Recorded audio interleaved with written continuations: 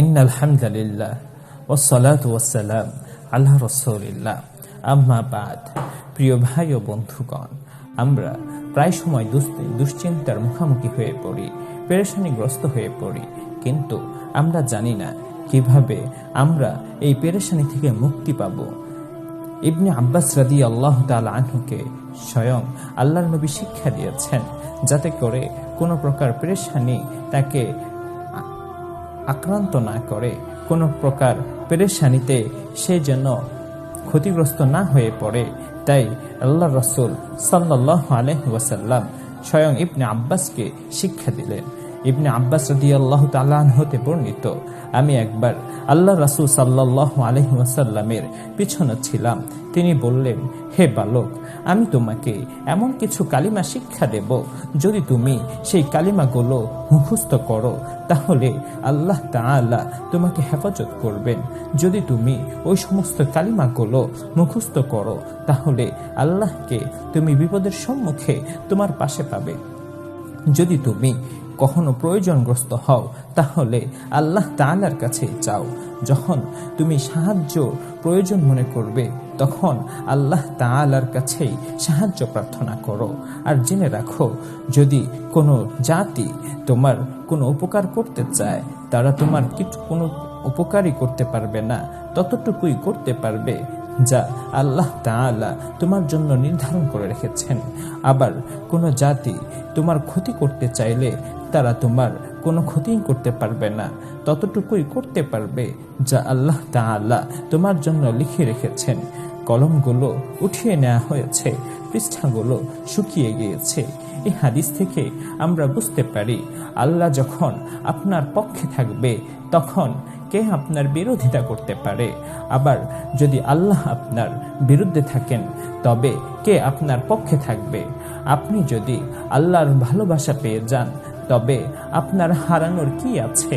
বরং কিছুই হারাননি।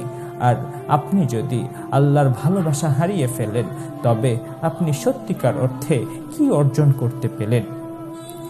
আল্লাহকে ভালোবাসার ফলে আপনি যে ফলাফল, উপকার আর বিশেষ সুযোগগুলো ভোগ করবেন তা অগণিত। তার মধ্যে একটি বিষয় বলছি, যদি আল্লাহ আপনাকে ভালোবাসেন তবে মানুষের অন্তরে আল্লাহ আপনার প্রতি ভালোবাসা দিয়ে দেবেন। আর যদি মানুষ আপনাকে ভালোবাসে তবে তো এক বিরাট অর্জন, আপনার চারপাশের সবার ভালোবাসার পাত্র হয়ে গেলেন। যদি আল্লাহ আপনাকে ভালোবাসেন তবে তিনি আপনাকে প্রজ্ঞা অর্থাৎ হিকমত দান করবেন। আর যাকে হিকমত দান করা হয়েছে প্রকৃতপক্ষে তাকে বহু কল্যাণ দান করা হয়েছে। একজন ব্যক্তি যাকে হিকমত দান করা হয়েছে সে অল্প আয় দিয়েই সব প্রয়োজন মিটিয়ে সুখী হয়। আর যাকে হিকমত থেকে বঞ্চিত করা হয়েছে কিন্তু প্রচুর সম্পদ দান করা হয়েছে সে অশান্তিপূর্ণ জীবনযাপন করে। একজন প্রজ্ঞাবান ব্যক্তি সাধারণ স্ত্রী পেয়ে সুখী ও সমৃদ্ধ হতে পারে, কিন্তু একজন অজ্ঞ ব্যক্তি অসম্ভব সুন্দরী স্ত্রী পেয়েও দুঃখী হয়। একজন প্রজ্ঞাবান ব্যক্তি শত্রুকে বন্ধুকে রূপান্তরিত করতে পারে, আবার একজন অজ্ঞ ব্যক্তি সে তার বন্ধুকেও শত্রুতে পরিণত করে। এক কথায় বলতে গেলে, যাকে আল্লাহ তাআলা হিকমত দান করেছেন বস্তুত সে মহামূল্যবান কিছু অর্জন করেছে। আর এই হিকমত প্রদান করা হয় মুমিনদেরকে আল্লাহর পক্ষ থেকে তার ঈমান ও ভালো কাজের পুরস্কার হিসেবে। আর এই সব কিছু আল্লাহর ভালোবাসার ফল। যখন আল্লাহ আপনাকে প্রজ্ঞা দান করবেন তখন তিনি আপনাকে তার পক্ষ থেকে সাকিনা অর্থাৎ প্রশান্তি দান করবেন। সাকিনা মানে হলো আল্লাহ তাআলার সন্তুষ্টি।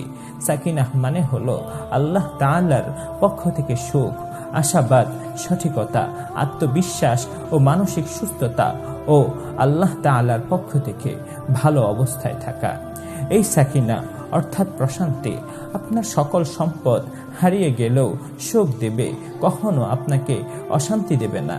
আর যদি এই সাকিনা না থাকে, তবে আপনার সব থাকলেও আপনি দুঃখ ও দুশ্চিন্তার মধ্যে থাকবেন। হয়তো কেউ প্রচুর সম্পদ, সুন্দর স্বাস্থ্য, শক্তি ও বুদ্ধি দ্বারা নিয়ামত প্রাপ্ত হলো, কিন্তু তার প্রজ্ঞার অভাব রয়েছে, তাহলে সে আসলেই সবচেয়ে হতভাগা।